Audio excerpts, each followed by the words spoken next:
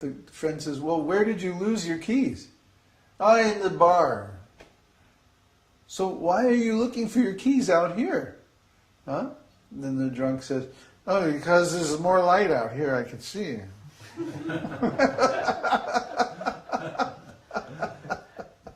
See? So this is Mada. He's forgetting all knowledge, he's forgetting everything, where he is, what's going on. Right?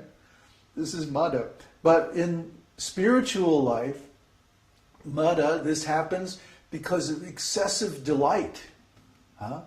One feels so much happiness. You know, the human soul is limited. We can only feel so much of anything at one time. Our capacity is limited. So when we feel so much happiness that it crowds out everything else, this is called Mada. The symptom is Mada. We feel so much happiness when we're in love with Krishna and we're performing devotional service intensely, that everything else is crowded out of our intelligence and mind. There's no room for anything else. It's filled with happiness to overflowing. It's like Prabhupada used to describe, if you take a cup of coffee and you begin pouring milk, and you pour until it overflows, and then you pour more and more and more and more and more and more. Soon the cup of coffee is filled with nothing but milk. All the coffee is spilled out. So it's like that. We have all these different thoughts in our minds. But when love of Krishna becomes so overpowering that it fills us with so much happiness, then we can't be conscious of anything but the happiness. We're filled with happiness. And then everything else is spilled out, and there's nothing left in our minds, in our heart, but pure happiness. That's Mada. So actually we could talk about each one of these bhavas for a whole satsang. We can have satsangs for eternity, just talking about all these wonderful things about Krishna's service. So, but I guess we should stop here. And get the offering ready. Kanai is going to make an offering of prasadam that was cooked for our feast today. The plate is ready and everything? Mm-hmm. Oh, great. Very nice. So Uruva, follow him with the camera, okay? The main camera as well? The main camera.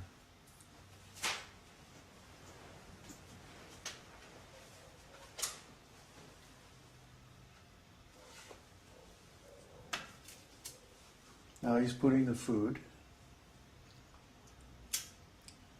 and lighting some incense.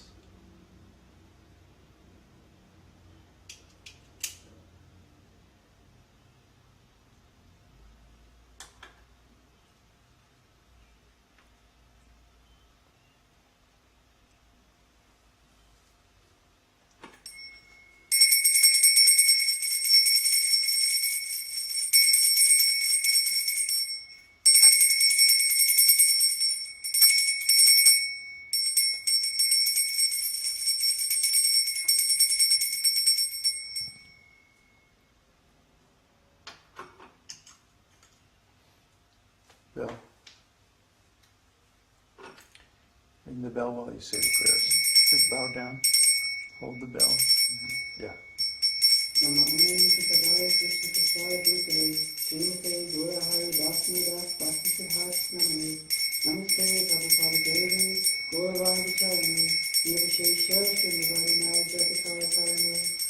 Hare Krishna, Krishna Krishna, Hare Hare, Hare Ram, Ram Ram, Hare Hare, Hare Krishna, Krishna Krishna, Hare Hare, Hare Ram, Ram Hare Hare, Hare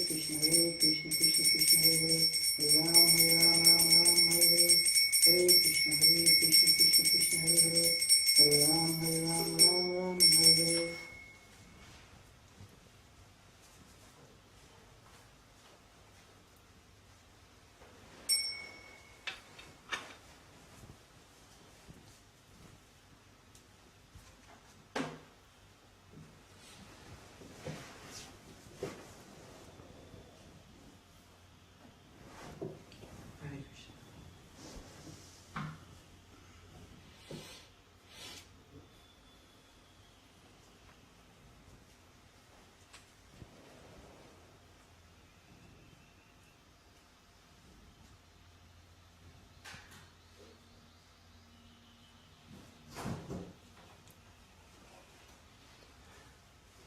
So that's our offering. It's very simple. You don't have to, well, you can make it a lot more complicated if you want. But really the main thing is that the food is offered to Krishna with love and devotion. That becomes prasadam. So are there any questions? Oh yeah, there's a whole discussion. Oh boy. Great. Let me just set up the camera. Okay.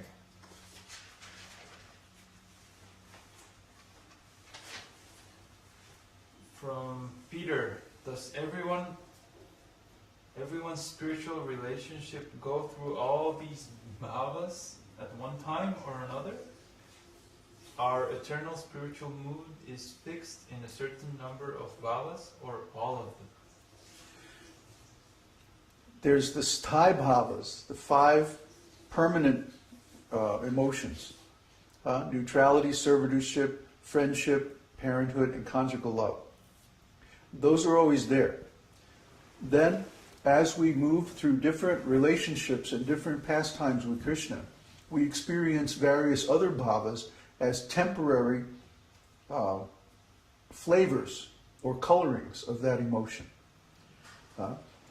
Like I said a little bit ago, the sthāyi-bhavas are named because when we move toward our permanent bhavas, our sthāyi-bhava, then we experience these different symptoms. And I suppose every devotee experiences all these emotions at some time or other. I know I have. Okay. Next one.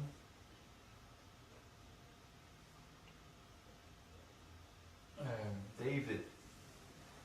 He says, I would like Babaji to describe all of the conjugal activities the soul has with the Lord. Oh, come on. I did read Right, stop right there.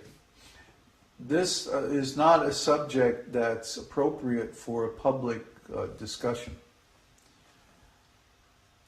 Just like if you have a girlfriend, would you want to make a public discussion out of all your conjugal activities? I don't think so. So we talk about conjugal love with the Lord, but we don't describe it directly. There are certain passages in the scriptures where the conjugal pastimes are described a little bit.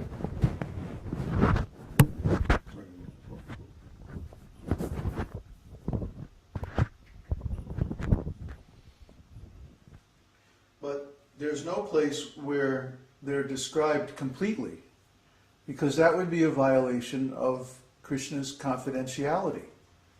Just like you wouldn't want your conjugal pastimes described in public, and neither does Krishna. So that's not an appropriate question.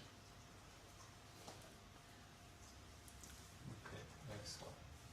Question from Jennifer Stephen. Is there a specific number of times the incense is offered in a circular motion? Generally 3 times to the lotus feet of each picture or deity. But this is very variable according to the time and circumstances. For example, if you're offering arti rather than just prasadam, you would generally offer 3 times to the feet, 3 times to the waist, 3 times to the head, and then 3 times around the whole body. One thing is that we have so many personalities on our altar. We could be there all day. So we're not the International Society for Spiritual Rituals. Okay? Our aim is Krishna consciousness. So we don't get too hung up on all the details of these practices. The main thing is the intention of wanting to offer something nice to the Lord. The emotion. That's why we're talking about bhavas. So that we get off of the platform of the external ritual observances and onto the platform of the feelings of why we're doing this. That's how you develop love of Godhead. that okay? Thank you. Yeah. Yes, I see. Question from Mike is a little long. When we get depressed because we feel the goal is so far away, or we are having trouble on the path, etc., is it a transcendental emotion? I try and practice observing any negative emotions to try and help me realize that they are not what I am. They come and go. Is there a problem trying not to identify with these emotions because they are actually transcendental? Should I only not identify with negative feelings that arise from material calamities? Exactly right. A negative emotion is in relation to material